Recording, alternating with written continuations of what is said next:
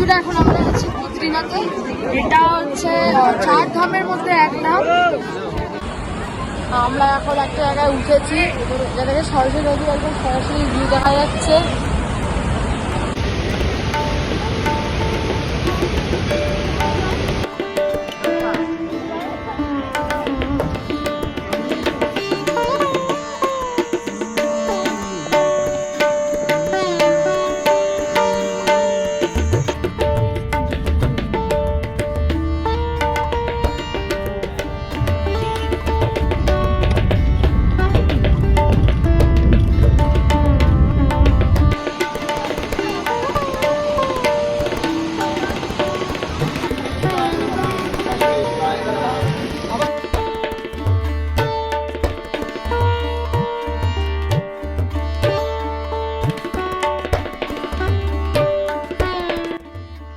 এর আগের পর্বে আপনাদের দেখিয়েছিলাম আমাদের তুঙ্গনাথ যাত্রা।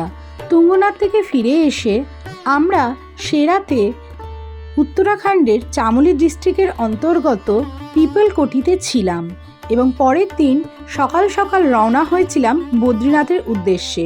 পিপলকোটি থেকে বদ্রীনাথের দূরত্ব ছিল ৭৩ কিলোমিটার এবং আমাদের সময় লেগেছিল প্রায় ২.৫ ঘন্টা মতো বদ্রীনাথ পৌঁছতে।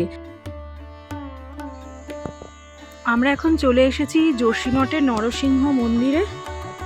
৬ মাস বদ্রীনাথ যখন ঠান্ডায় বন্ধ থাকে তখন এখানেই বদ্রীনাথজির ডলি এসে বাকি ৬ মাস পুজো হয়।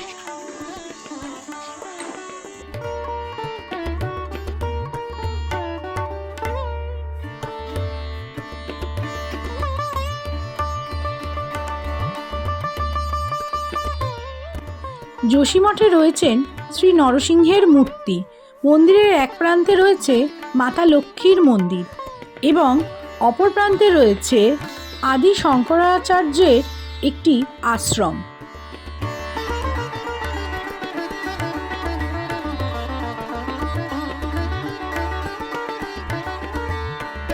এখন দাঁড়িয়ে আছি বিষ্ণুপ্রয়াগে।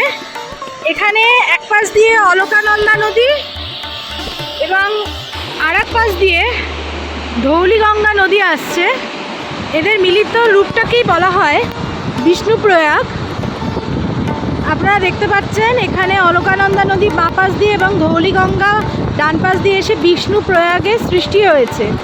আমাদের যেরকম পঞ্চপ্রয়াগ রয়েছে, এর আগে আপনারা দেবপ্রয়াগ রুদ্রপ্রয়াগের সম্বন্ধে বলেছিলাম, এখন বিষ্ণুপ্রয়াগ আপনারা দেখতে পাচ্ছেন।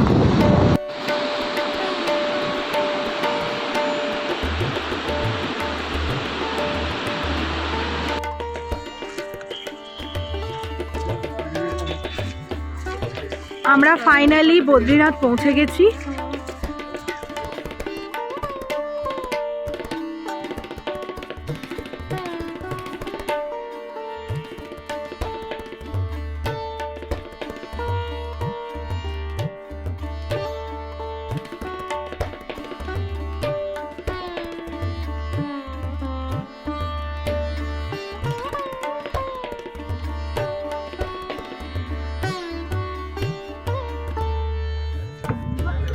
ওইটাই নীলকণ্ঠ পর্বত যেটা দেখা যাচ্ছে, ওটাই আপনারা এখন দেখতে পাচ্ছেন নীলকণ্ঠ পাহাড়।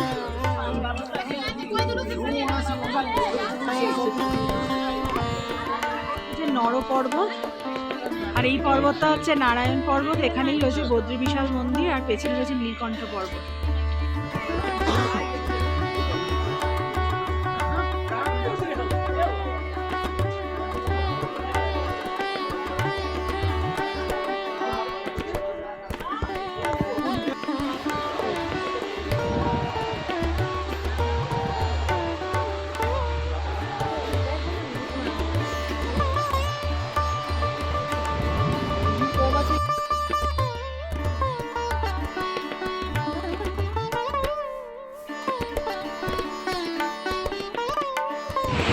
নিচ দিয়ে অলকানন্দা নদী বয়ে যাচ্ছে আর সামনে বদ্রীনাথ মন্দির।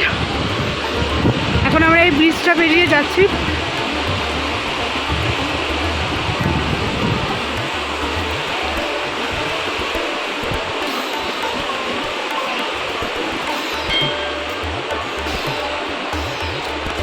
এই যে লাইন এখানে, আমরা এখন বদ্রীনাথের লাইনে আছি। খুব তাড়াতাড়ি লাইন এগোচ্ছে, লাইন এগোতে শুরু করলো না। প্রথমে ঠাকুরকে, ভগবান বিষ্ণুকে ভোগ দেওয়া হচ্ছিল বলে মন্দিরের গেট বন্ধ ছিল। এই যে অদ্রিত আজকে পাঞ্জাবি পরে চলে এসেছে। লাইন খুব তাড়াতাড়ি এগোচ্ছে। এখানকার ওয়েদার আজকে খুবই ভালো, আর লাইন খুব তাড়াতাড়ি এগোচ্ছে। মাঝে মন্দির কিছুক্ষণ বন্ধ ছিল, আমরা ভিডিও বানাতে বানাতেই বদ্রীনাথজিকে ভোগ দেওয়া হচ্ছিল। এখন দরজা খুলে গেছে, কপাট খুলে গেছে। তো খুব সুন্দর এখানকার সব সিস্টেম।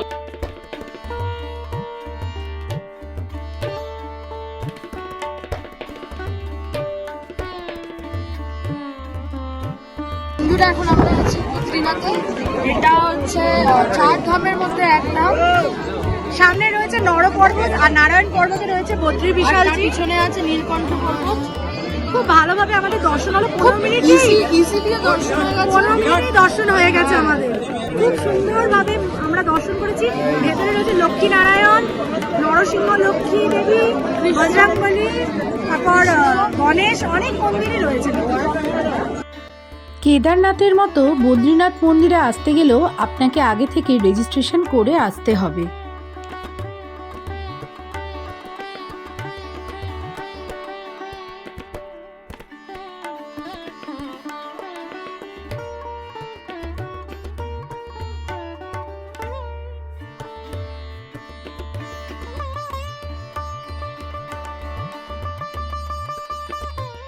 মন্দিরের পাশেই রয়েছে তপ্তকুণ্ড।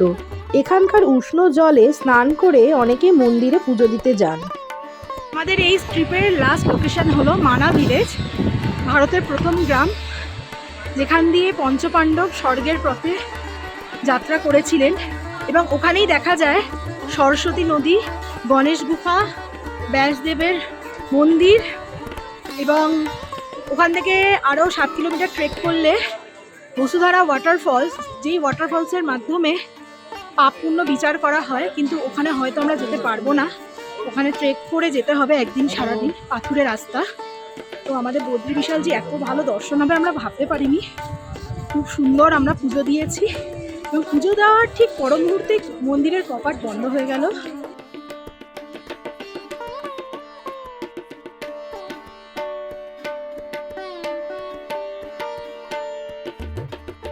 আমরা এখন যাচ্ছি ইন্ডিয়ার প্রথম গ্রাম মানা গ্রাম।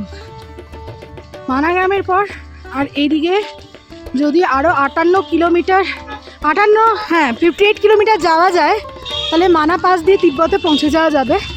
সেখানে অবশ্য আর্মি পুলিশ অফিসারদেরই পারমিশন আছে। আর পুরাণ মতে এই মানা গ্রাম দিয়েই পঞ্চপাণ্ডব স্বর্গের পথে পাড়ি দিয়েছিলেন। তবে এখান থেকে যাওয়ার কিছুটা দূর পর আস্তে আস্তে দ্রৌপদী, ভীম, অর্জুন, নকুল, সহদেব সবাই মারা যান। এবং যেখানে যিনি দেহত্যাগ করেছিলেন সেখানে তাদের একটি করে মন্দিরও আছে। একমাত্র যুধিষ্ঠির স্বর্গের পথে পাড়ি দিতে পেরেছিলেন।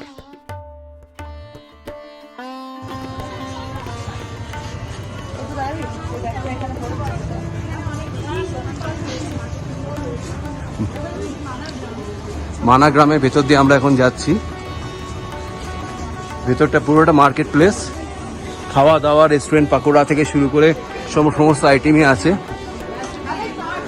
আর সব দোকানই বলছে this is the first shop, this is the first shop from Indian village. দূরে বিশাল বিশাল পাহাড়।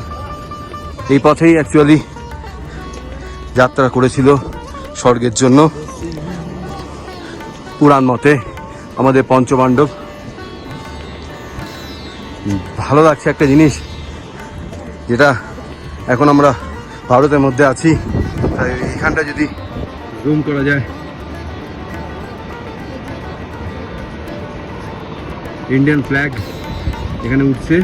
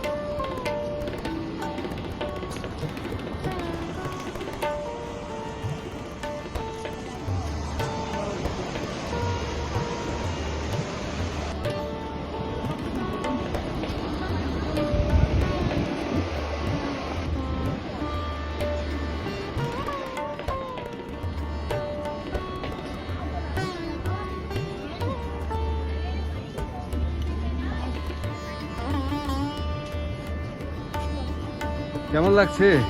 খুব ভালো লাগছে, সামনে চলো। আমরা এখন একটা জায়গায় উঠেছি, যেটাকে সরস্বতী নদী একদম সরাসরি ভিউ দেখা যাচ্ছে। ভারতে সরস্বতী নদী একমাত্র মানাগ্রামেই দেখতে পাওয়া যায়। গণেশ যখন ব্যাসদেবের কথায় মহাভারত লিখছিলেন, তখন সরস্বতী নদীর প্রবল কলতান শব্দে গণেশের খুবই অসুবিধা হয়। তখন সরস্বতী নদীকে বলা হয়েছিল তার এই কলতান শব্দ কম করতে, কিন্তু সরস্বতী নদী তা শোনেনি। তাই গণেশের অভিশাপে মানাগ্রাম থেকেই সরস্বতী নদী অদৃশ্য হয়ে যায় এবং প্রয়াগরাজ বা এলাহাবাদে গঙ্গা ও যমুনার সাথে পাতালে মিলিত হয়েছে এই সরস্বতী নদী। সরস্বতী নদীর পাশে যে মন্দিরটি আপনারা দেখতে পাচ্ছেন, এই মন্দিরে মা সরস্বতী দেবী রয়েছে।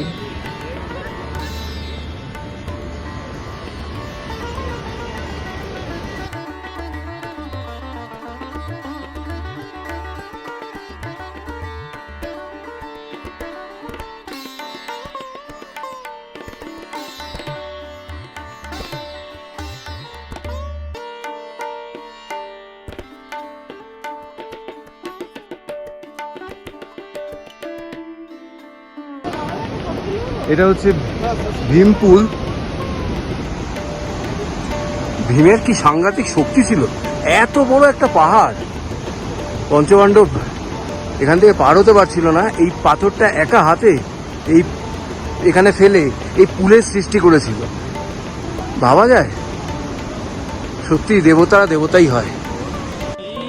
আমরা স্বর্গসরণ মার্গে প্রবেশ করলাম। এই পথ দিয়েই পঞ্চপাণ্ডব স্বর্গের পথে পাড়ি দিয়েছিলেন, আর এখানে পঞ্চপাণ্ডবের মূর্তি তৈরি করা রয়েছে।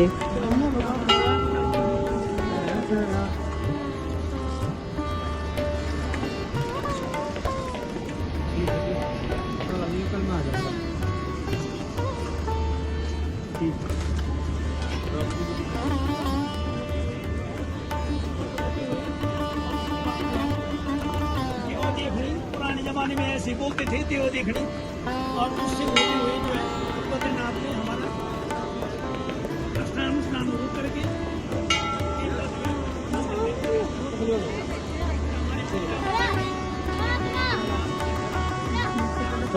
जाने देता ठीक से स्लिप होगा। युधिष्ठिर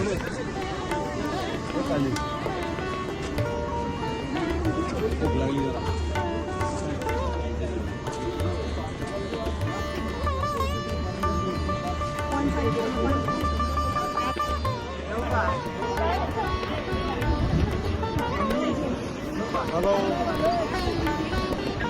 हाँ, आपका बद्रीनाथ गया था माणा गाँव।